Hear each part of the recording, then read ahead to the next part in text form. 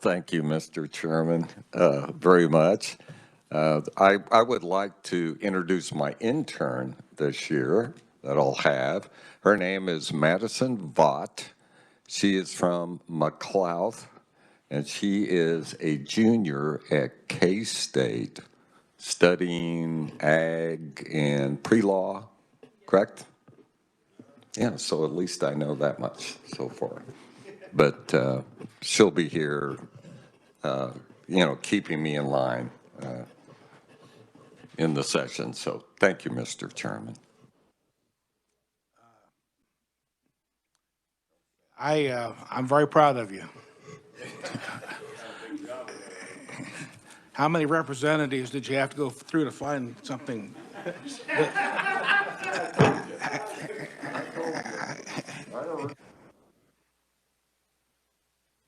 Anyway, any bill introductions? Any bill introductions? Okay, let's open the hearing with the Department of Credit Union budget. Matthew, would you like to say a few words?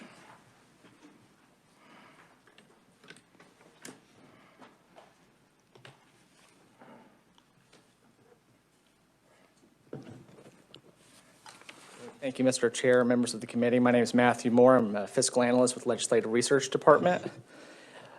Just wanted to provide a brief overview on the budget of the Department of Credit Unions. You should have before you it's a relatively short budget analysis of about 11 pages. I know that Vicki Hurt, the administrator for the Department of Credit Unions, is available online for questions. The Department of Credit Unions is a state agency in charge with protecting citizens of Kansas from undue risk by ensuring safe and sound operation of state chartered credit unions, primarily through oversight and investigations. It is a biennial agency, which means it means last year when you approved the budgets, you approved 2 fiscal years, 22 and 23. When they submitted their budget request this year, it was for adjustments to those approved budgets. I'll start here just briefly on page 1. Last year, the legislature approved a budget of $1.3 million, all special revenue funds.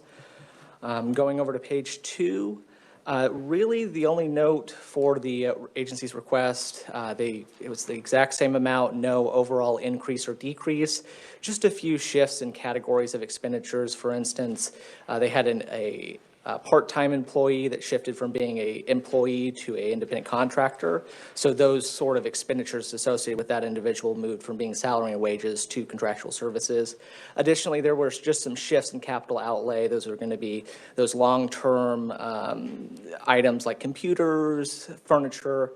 They had originally budgeted for the purchase and replacement of a vehicle, but due to the pandemic, they didn't see that they were really going to in-person activities, so they opted to, rather than replace a vehicle, replace some office equipment to allow individuals to work virtually. As you can see, at about the middle of page 2 there, the governor concurred with the agency's request. Moving on to 23, again, the legislature approved $1.3 million. The agency's request didn't include any overall increase or decrease. Remained at that amount, just that shift from salary and wages to contractual services. And the governor concurred with that amount.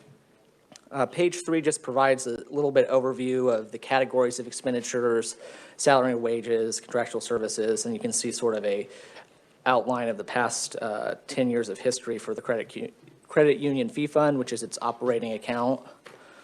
And then on page 4, you can see a little bit more in depth of the last 4 or 5 years of expenditures and revenues for that amount. Really the thing to note is that the agency likes to maintain a kind of a forward balance that would allow the first quarter of expenditures for the next fiscal year, which is roughly about that $500,000 that kind of remains above. Pages 5, 6, and 7 just provide a little bit more in-depth analysis for 22 and 23, as well as page 6 is the comparison to actuals. And then page 9 just provides some information on some of the performance measures that the agency submitted. And with that, I would just stand for any questions. Committee, any questions for Matt? Representative? Thank you, Mr. Chair. Whoops, I went back too far. Back on page 3, you did mention that one of the FTEs went to contractual services, but yet I noticed from 21 actual to 22, there was an increase of 120,000, which would be a little more than just one person. Is there some other identifiable cause for contractual services to go up that much? The increase could also be associated with some contractual services for kind of resuming in-person activities. During the last few years, because of the pandemic, the agency had kind of drastically kind of reduced its in-person presence, going to conferences, conducting in-person investigations. So there might have been a slight uptick in the agency resuming those activities into 22, which could also include a bit of an increase for 22. I would also note that if you're looking at the 21 actuals, that could also be, that the contractual services were decreased in 21 over what the agency had originally anticipated. So if they continued to experience that, not resuming in-person activities, it could decrease the actuals even further, while the agency's request is reflective of it anticipating a continuation of those activities. So Then I would assume then that the commodities would be the same type of an explanation. The balance is about the same then. Thank you.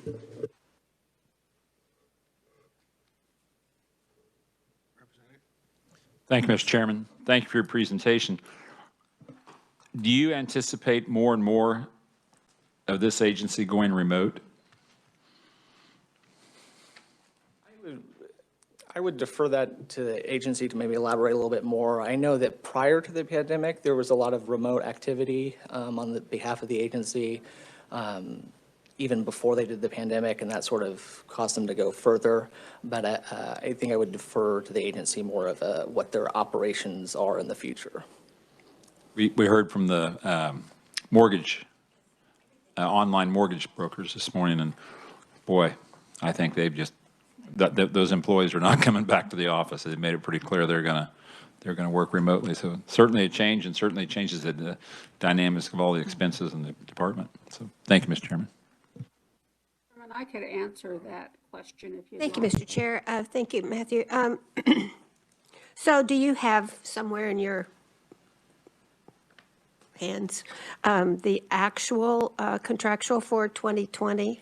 Or because that's what I'd like to see here. If the difference is going remote, I'd like to see what they actually did in 20. And other than that, they've just been very, very steady all along. And the second question would be, are they buying a car now? Is that in here? Since they didn't buy it before. So with respect to the actual for 2020, were you referring just in that contractual services or Just overall? because that was the question that was asked, but I do notice there's changes in other budgets along those lines too. I don't have that readily available with my presentation today, but I can certainly get you the actuals. Well, we've got, 2022 in here and there's just not enough years when we've got the 2-year biennial to see what you're saying. I believe you, but I'd like to see the actual difference, if you would get that for us, please. And then, I don't know, did you see anything about a car? So, and with respect to the car, originally in last year's budget, they had been approved. That was one of the expenditures they were going to utilize. And so this year, when they submitted their budget, they indicated, okay, we're not going to be doing as much in-person activities. We don't necessarily need to replace the car today. So rather than replace that car, they took that out of their budget and just decided to use those expenditures for more of those office furniture. You and said equipment. that, yes, and I got that, but that was a year ago, right? Or was that Well, that'd be this? for the 22 budget, so for Yes, this, so, this year. right, the 22 budget. So, but we're working on the 23 budget also. Okay, this page is 22. Okay, gotcha. I always forget that. Okay. So in the next year's budget, they may decide they need a car.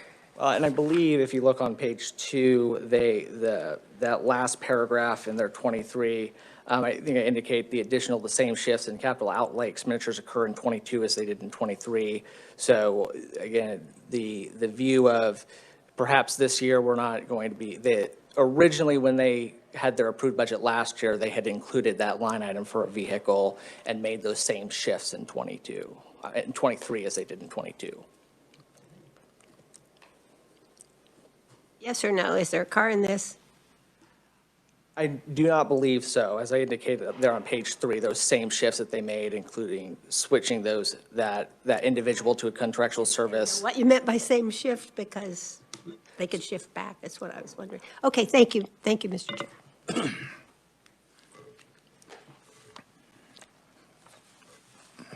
Representative?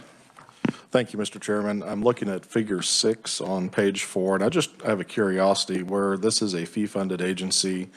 They receive no SGF. Looking at the revenue for the last 4 years and projections, do you know the history on the fees? Have they been increased? Do we just see more credit unions coming up? And who sets those fees? Is that the department? Is that a factor of this is what our budget is, this is how many members we have, this is what the fee is? Could you help me understand that just a little bit? So they're on page 4. There's that paragraph right underneath, kind of goes into a little bit of depth on the actual fee fund itself. My understanding, the current fee is a 0.2% of all assets for all credit unions, and it's set by the administrator of the Department of Credit Unions. In recollection, I think that there was a slight increase from 2019 into 2020, but that kind of flat fee has remained relatively steady. There hasn't been a dramatic increase in the last couple of years. So that 0.02%, that's kind of a fixed number. Okay, thank you. Thank you, Mr. Chairman. Committee, any more questions? Thank you, Matt. Vicki, are you online? Or can we find, did she want to say anything, or she? Yes. Okay, does anybody have questions for Vicki Hurd from the department? Well, anyway, thank you guys for your overview, and if not, we'll close the hearing on the credit unions for it. 22. And then we moved to 23, right? This is 20. Did you do 23 as well? I did. I covered both 22 and 23. And the governor agreed with, you didn't say that. Oh. Just a routine Yeah. Yeah, the governor concurred with both years. Now, let's open the hearing for the Office of State Bank Commissioner. Matthew.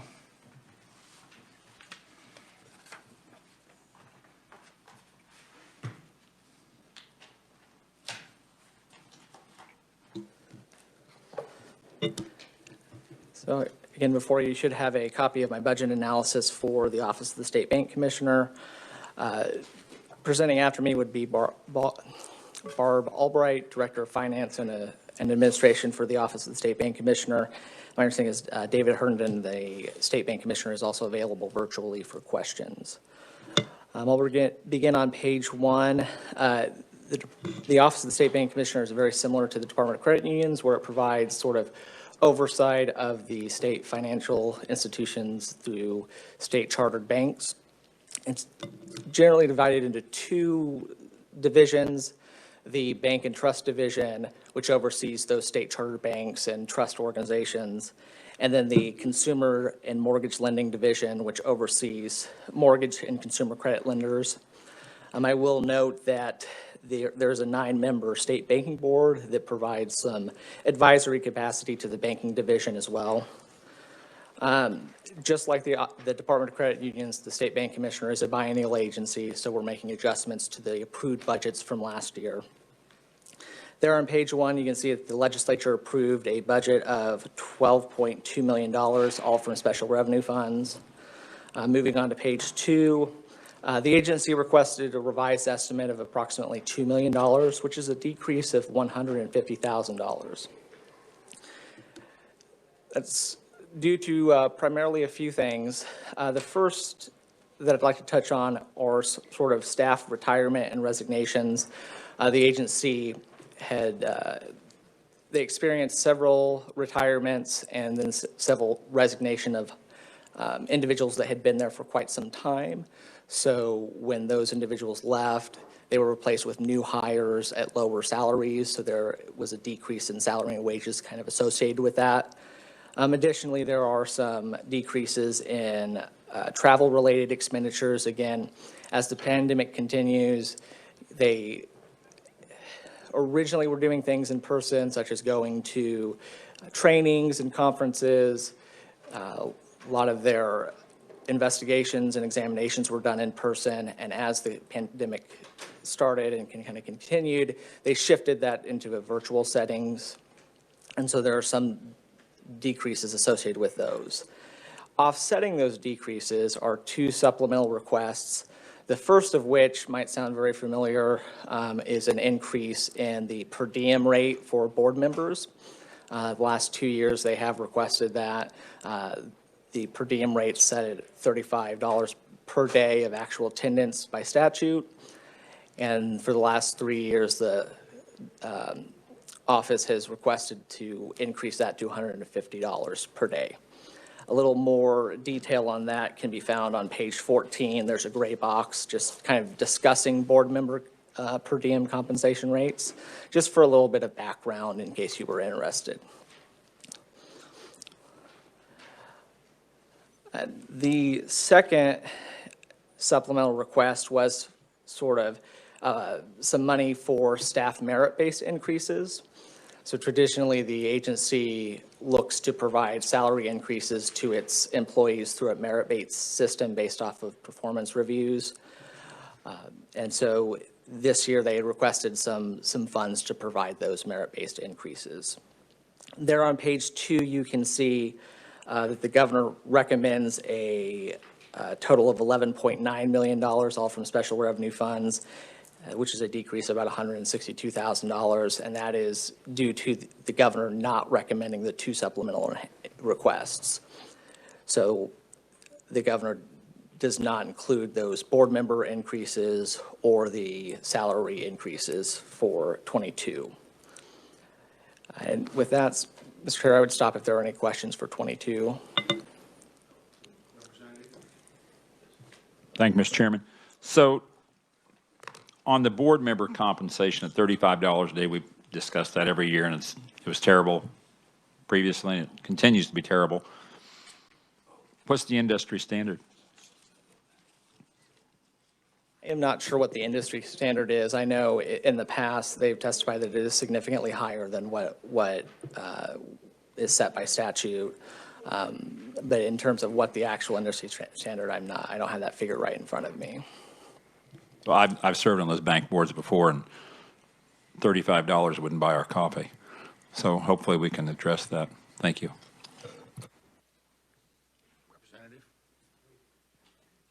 Thank you, Mr. Chair. And what's our per diem?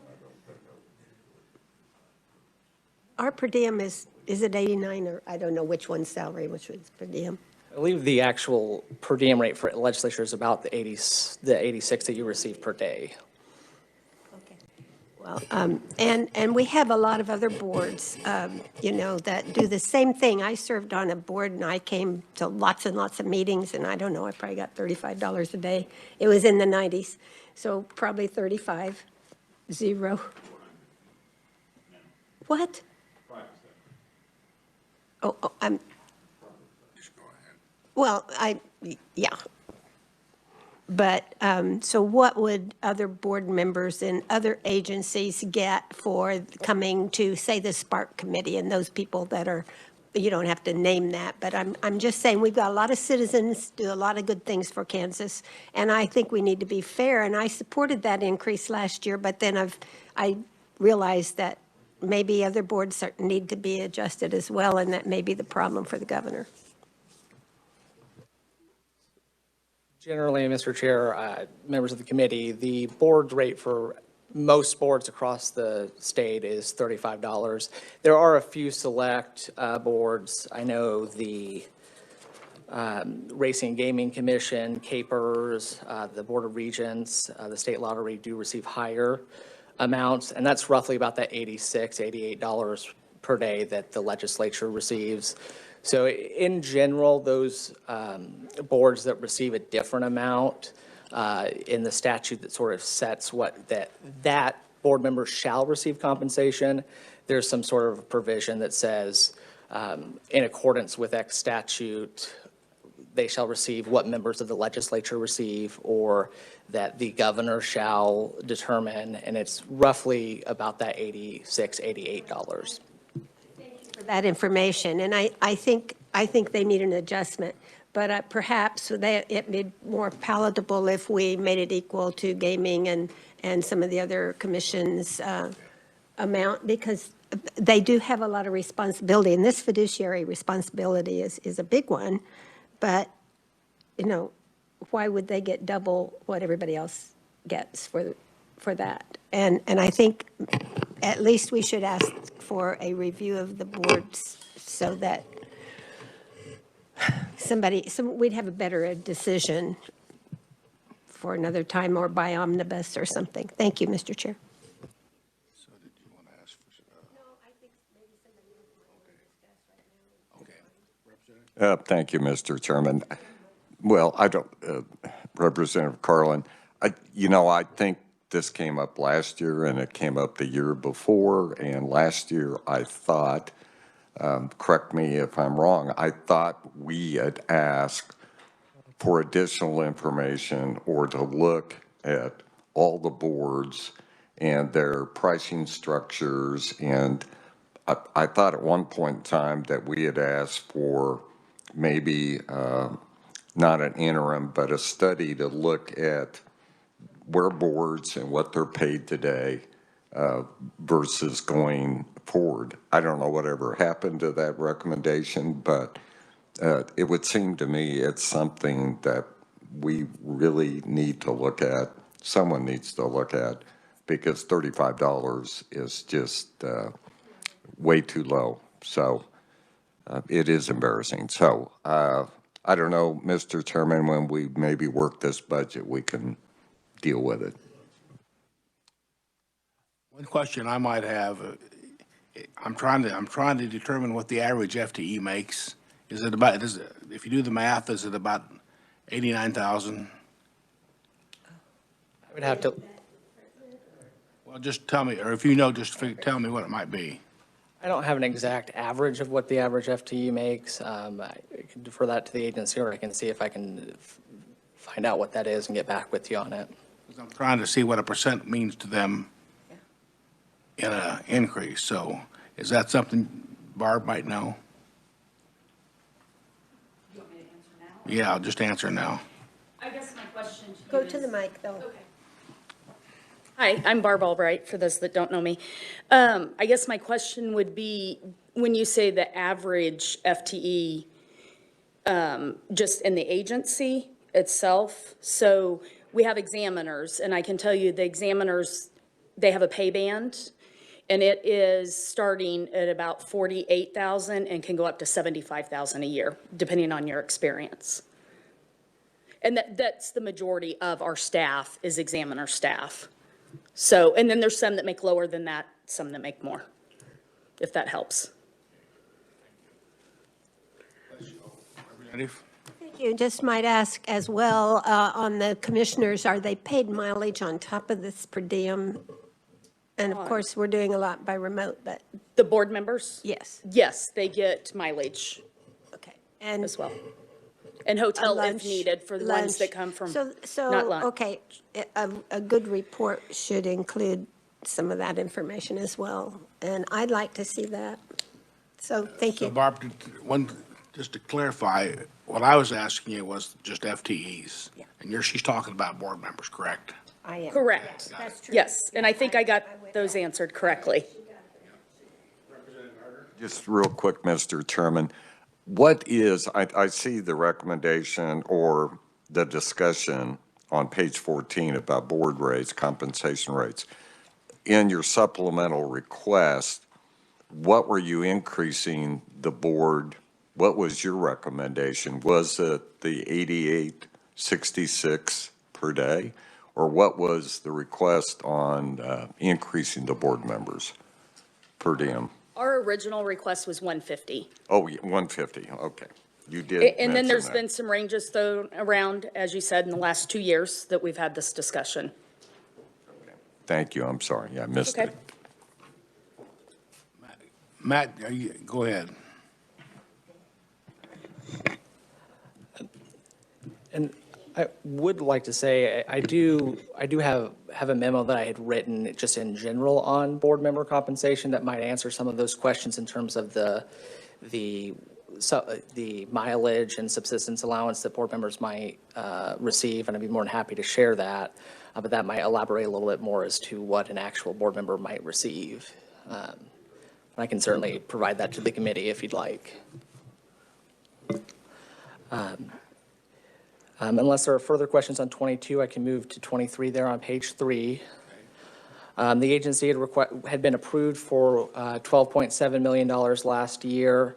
The agency had requested a revised estimate of $12.4 million. Again, you can sort of see the same decreases in 23 as we're in 22 because we're dealing with a biennial agency that was already had an approved budget. So those decreases associated with the individuals leaving, the agency adjusted its budget to account for those.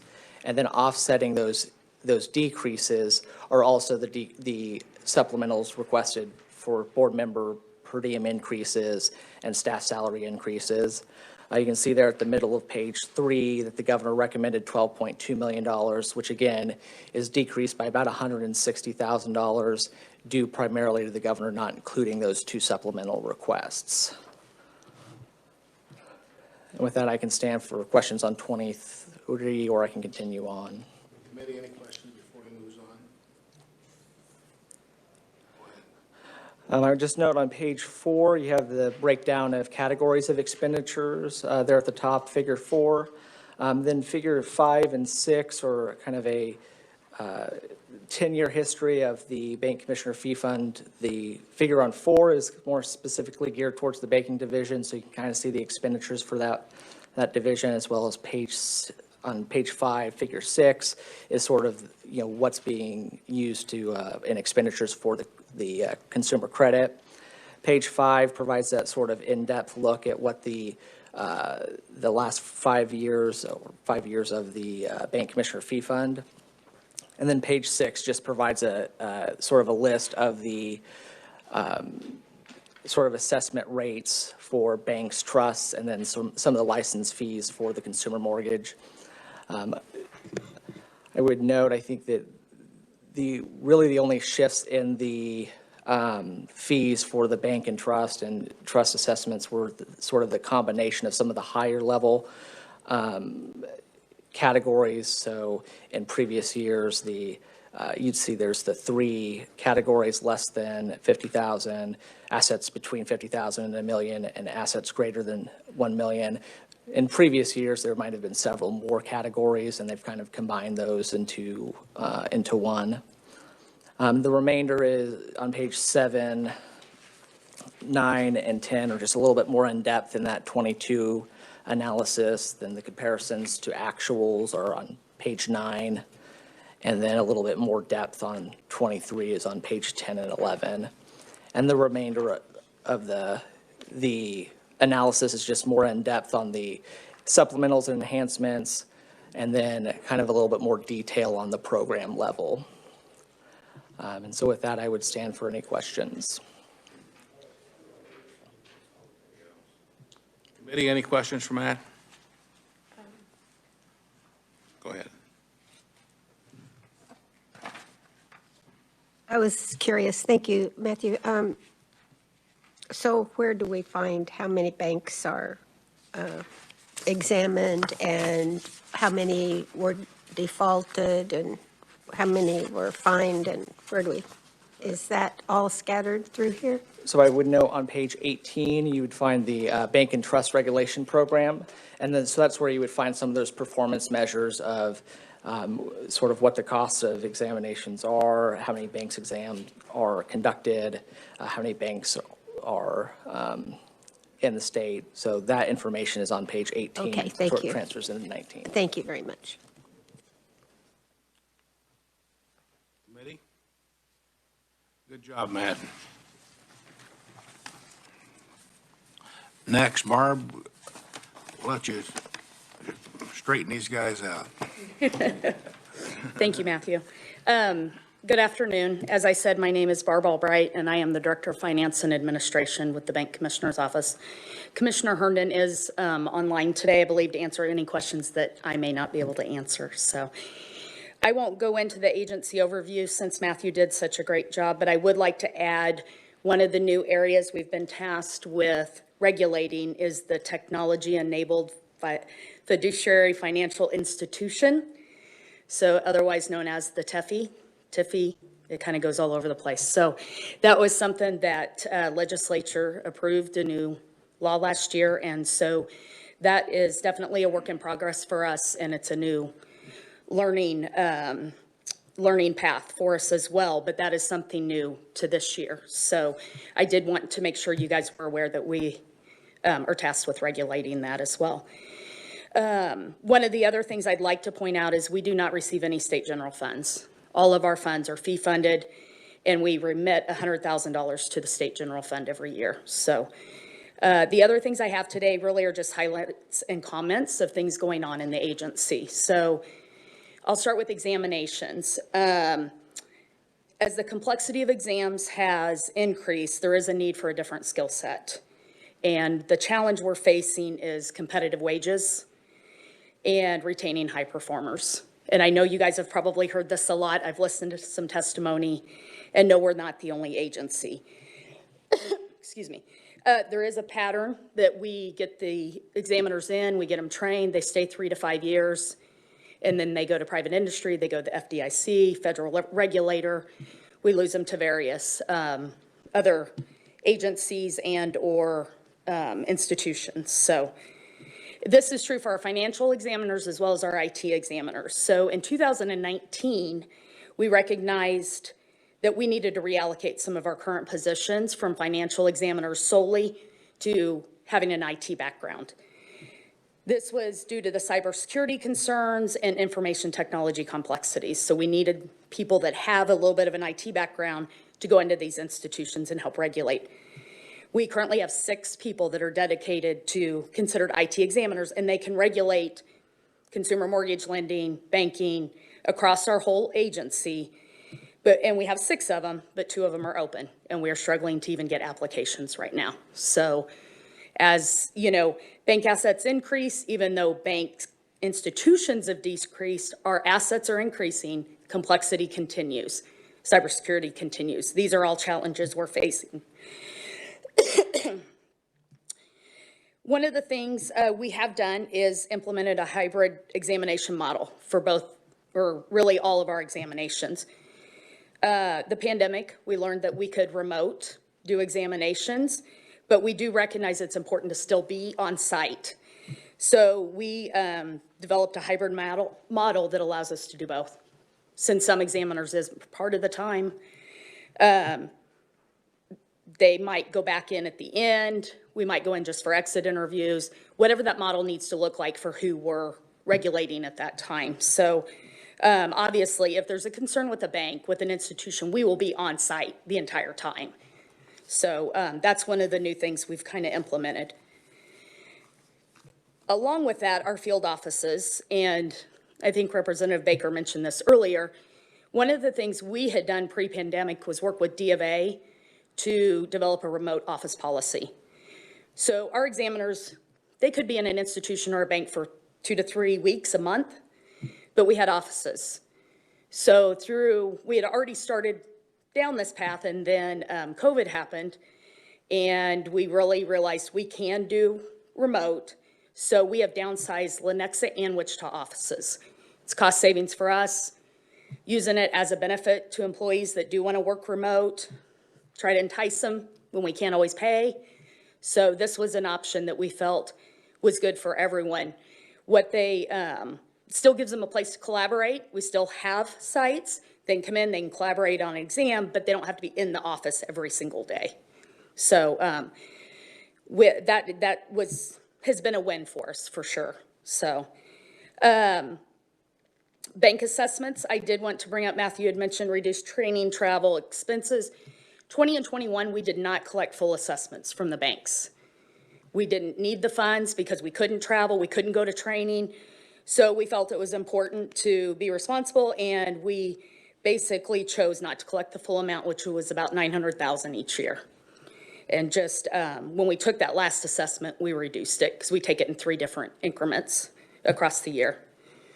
And lastly, I just want to bring up that we have been chosen to by legislative post audit on the performance-based budgeting audit that they have done. So we look forward to hearing those results this week, actually. So we were one of the agencies that got picked to do that as well. So I thank you for the opportunity, and I'm happy to stand for questions. And as I said, the commissioners should be online, hopefully. Thank you, thank you, Mr. Chair. Thank you for the presentation also. What would your surmise be, what percentage would we be low on starting wages compared to FDIC or someone that?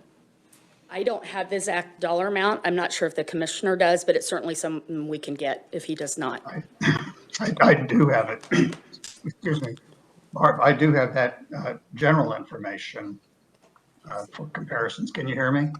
Tell him it's okay to Barely. This is David Herndon, the bank commissioner. Right. Go ahead and speak. Go ahead and do your Okay. report. Thank you very much.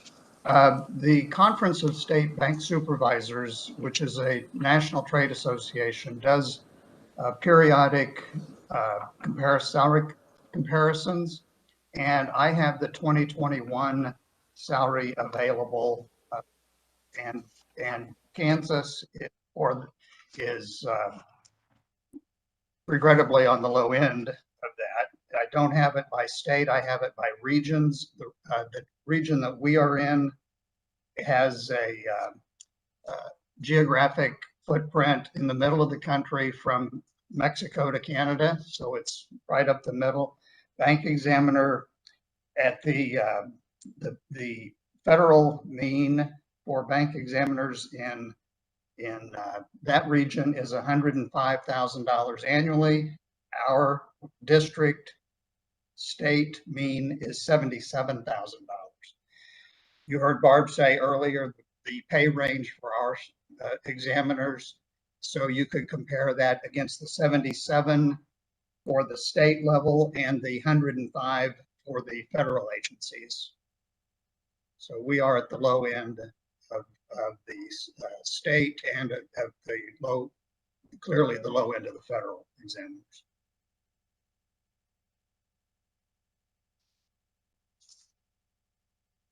Any questions?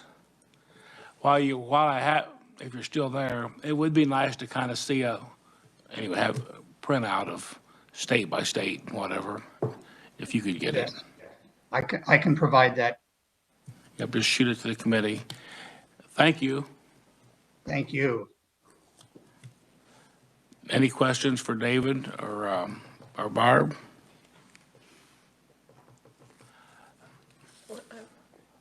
Representative? Thank you, Mr. Chair. I just take advantage of you being here and talking about the IT background issue, because it's not a field I know much about, except if we need it, somebody has to be able to do it. And I know that the state turns over a lot downstairs in our IT department. I have no idea why. But probably wages is a big part of it. It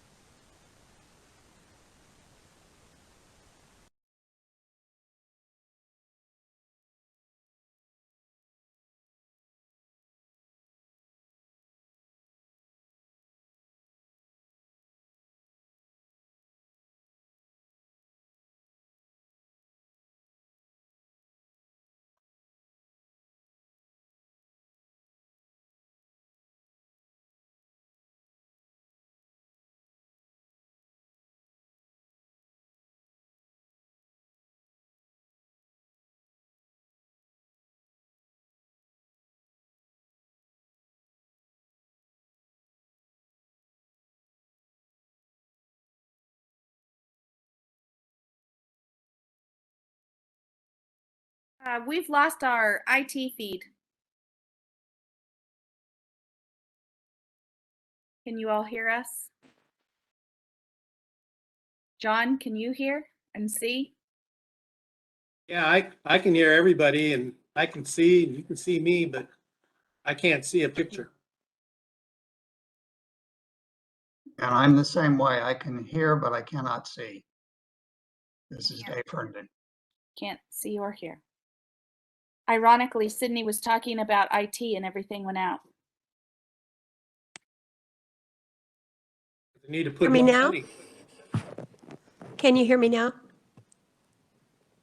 No. Yes, ma'am. She's not hearing me. Oh, you can hear me now? Well, I'll just Yeah, we repeat just- that if that, I can maybe hear it you, just Sydney. was, maybe it was just a bump. And Okay. and maybe I'll just repeat my question if I can remember. Video's back. I was trying to ask about, if we can find a reason for having the IT positions open and turning over, and is it just wages, or are there other employee issues that we should address? And I'm sure it's not just this agency. I'm just maybe going to ask everybody that this year. Sure, I don't think it's just our agency. As far, I think what I started to say was in 2019, the IT focus was a little bit new for us. So now we're into the 3-year range and we're starting to lose some of our IT examiners. And so I do think the remote where people can work, IT is probably the easiest to work remote if you're not physically touching something, and maybe more open to remote officing than any other part or of the industries, maybe. And that's just my gut. I have no facts to back that up. Thank you. I think it would be good for every agency to dig into that a little bit, see what they, not just IT, but employee satisfaction issues. And I assume that people are, from what I'm hearing around this community in this building. But we need to know what it is that people have to have to work, and we need to address that as a group. Thank you, Mr. Chair. Thank you, Barbara. Thank you. Committee, any other questions? Good job, Barb. David, thank you. Thank you. If there's no questions, this will close the hearing. Oh, we got a question? No, I'm just asking if they did. I was in front of you, so. Oh. I was- Okay, so make sure I- let's close the hearing tomorrow. We'll work these budgets and hear from the Board of Accountancy. So that's good. This should end it. We're done.